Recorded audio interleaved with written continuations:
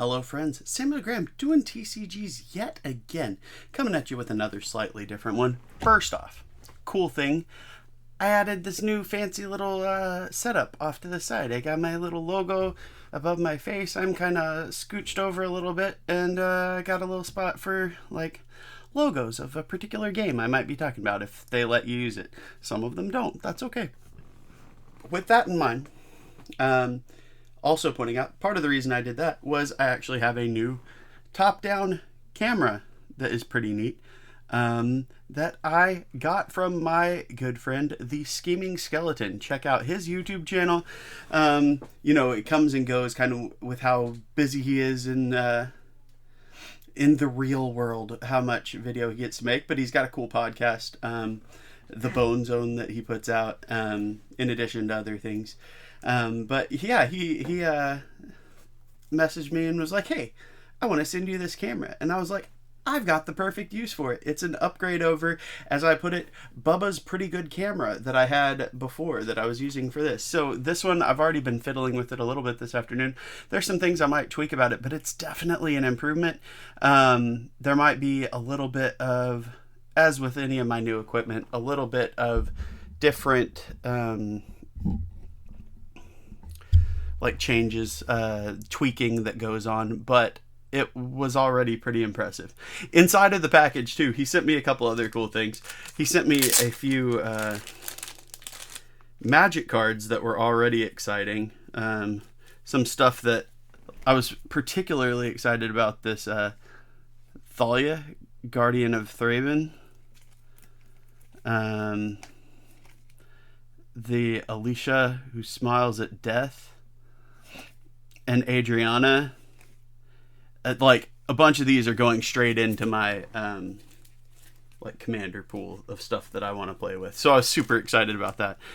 We also got, I think, I did not confirm this, but we got these cool little coasters, which are fun. Let's see. This is one of the things that I'm working with this camera on, is focusing. I had it figured out earlier. It does have actually a manual focus, but depending on what I was doing, that wasn't ideal. So you can get a pretty good idea of that right off the bat.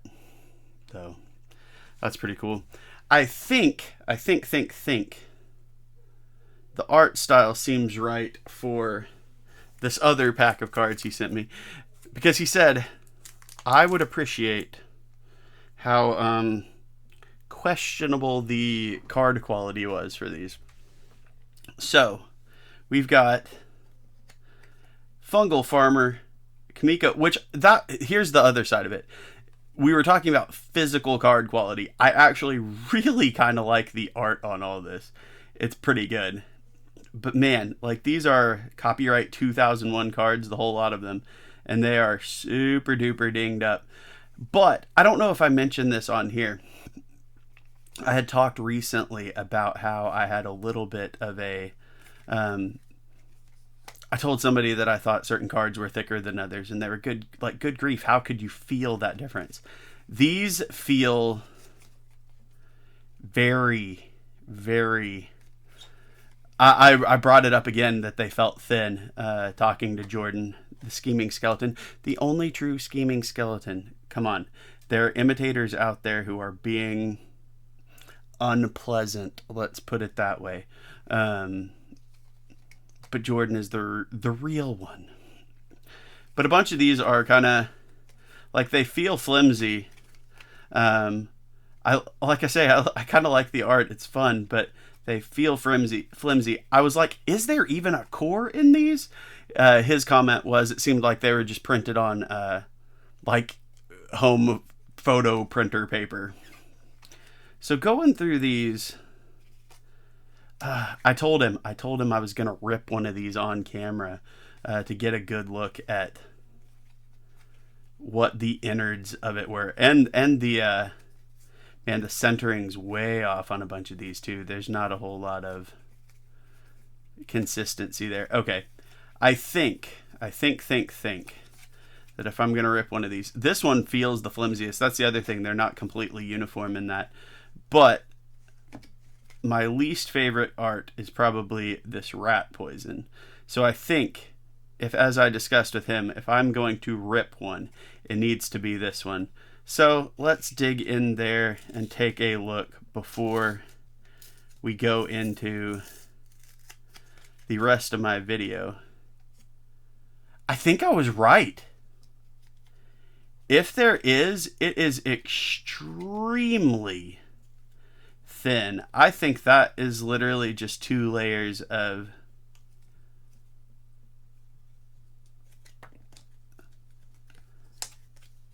that's just paper. Like, there's not a, unless the core is super white and super thin, there is nothing to that. That is wild.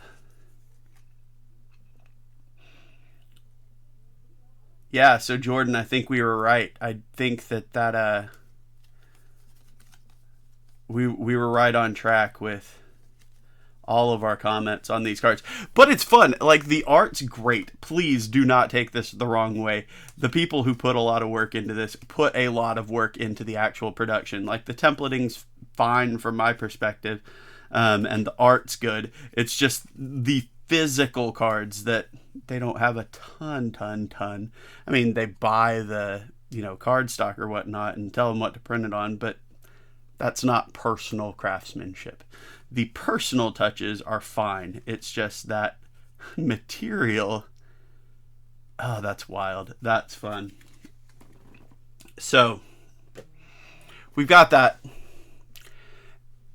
Thank you again, Jordan, for the camera. I'm looking forward to fiddling with it more, experimenting with it more. Thank you for the cards, letting me take a look at that, letting me rip that on camera. Made sure you wouldn't be offended if I did that.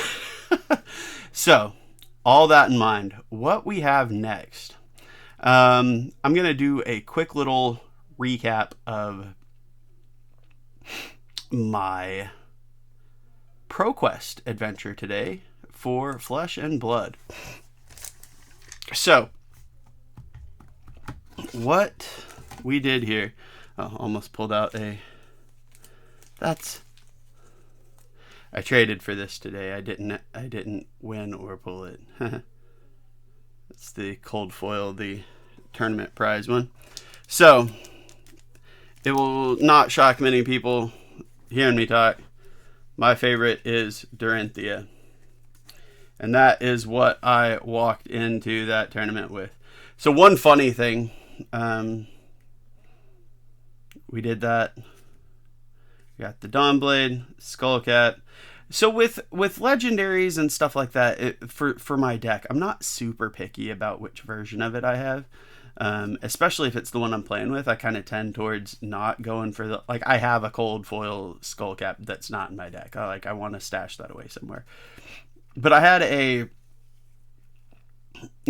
a rainbow full Brave Forge bracers in there, and somebody was like, "Hey, I've got a white border one," and we added a couple else to that trade to get that Arachne too. But yeah, so this is kind of my main equipment that I use more often than not. I know a lot of people that, depending on the matchup, lean more toward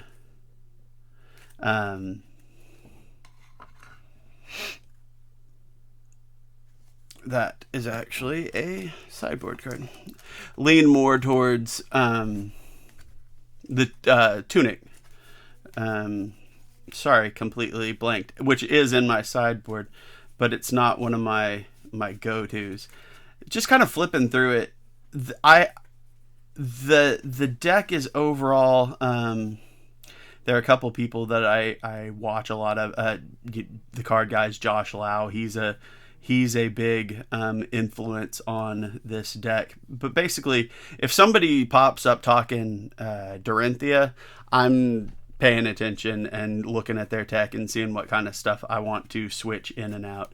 So that's, big new staples, Dynasty, red puncture and blue precision press. I don't tend much towards the other colors of either of these. I like the blue pitch with the unconditional go again, and then the +3 in piercing for a reaction. I throw energy potions in here. I'm not really sure about those. Oh, that's actually a sideboard card too. But that's okay. That is a red overpower. It only comes in for certain matchups as a general rule. But then Singing Steelblade, you've got your usual kind of red and blue Iron Song response. You've got your usual suspects basically for a Dorinthia list. I don't have a Heart of Findel, so that is just, replaced by another blue.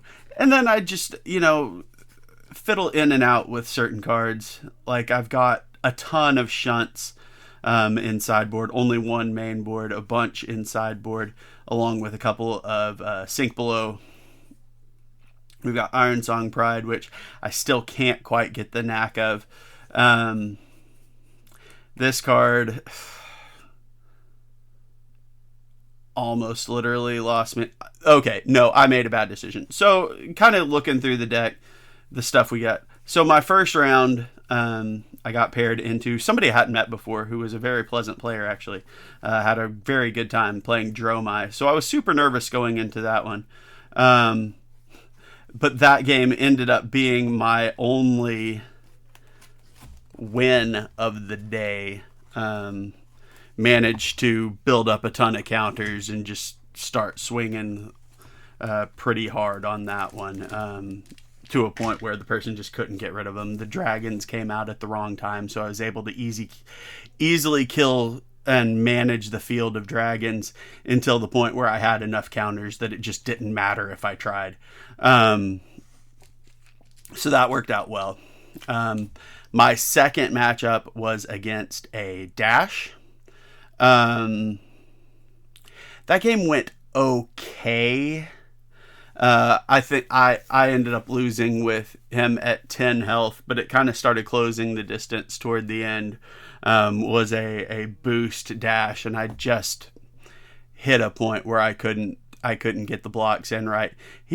Ironically, I think he only fired twice the entire game with his pistol, and that was the second one was for the win. Like that did lethal on me.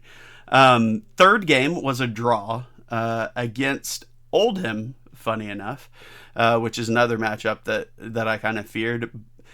We had ironically run into each other.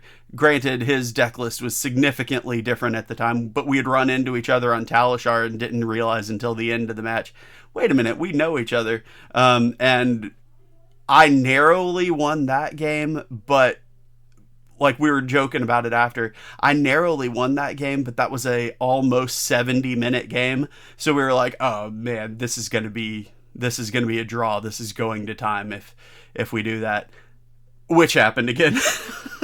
So we did end up drawing that game. It was another really close one. I want to say I've got my score pad, but I meant to bring it out, but I'm not going to disappear and find it right now.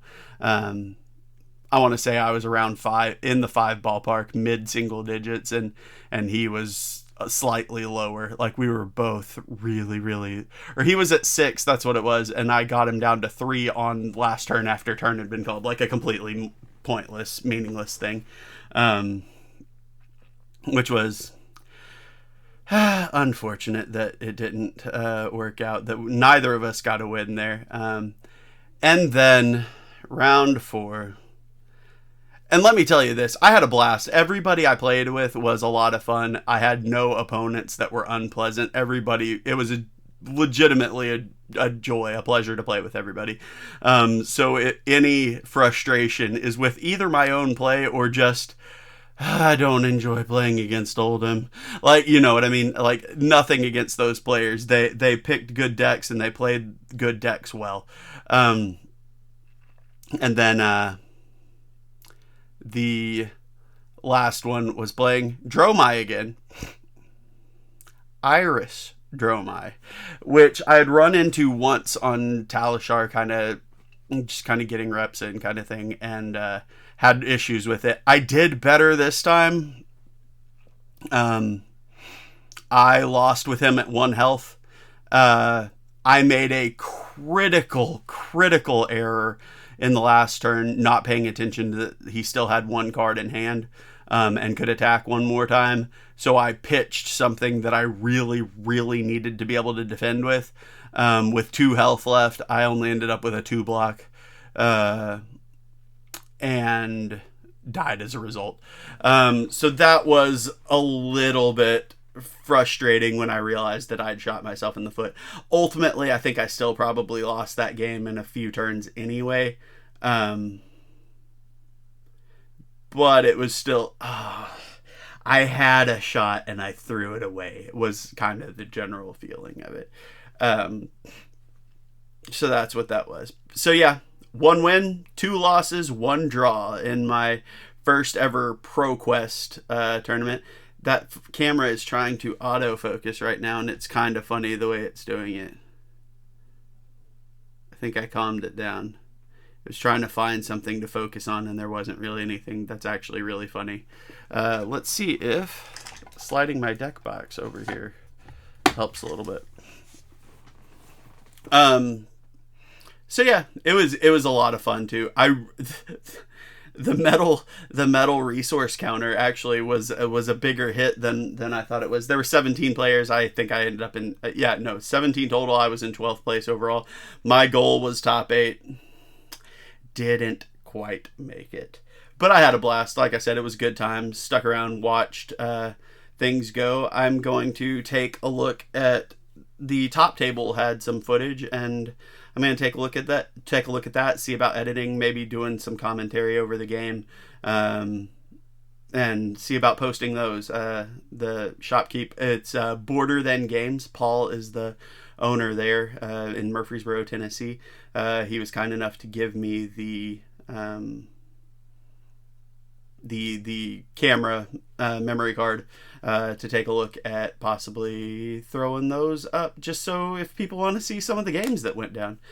So that should be fun to go through as well. We'll see what comes together for that, if I can make something entertaining out of it.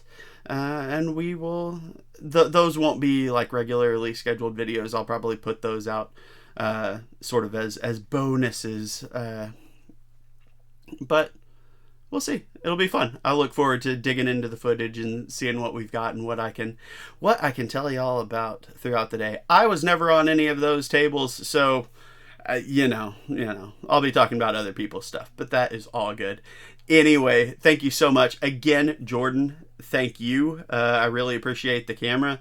I'll still be fiddling with settings a little bit, like I say, like I am every time I get some new piece of tech, but I can already kind of tell that it is functioning somewhat more reliably already than my other camera without tweaking too much. So I'm really excited, and I really appreciate it. Thank you so much once again, everybody else out there. Thank you for watching. Thank you for joining me. I really appreciate it. I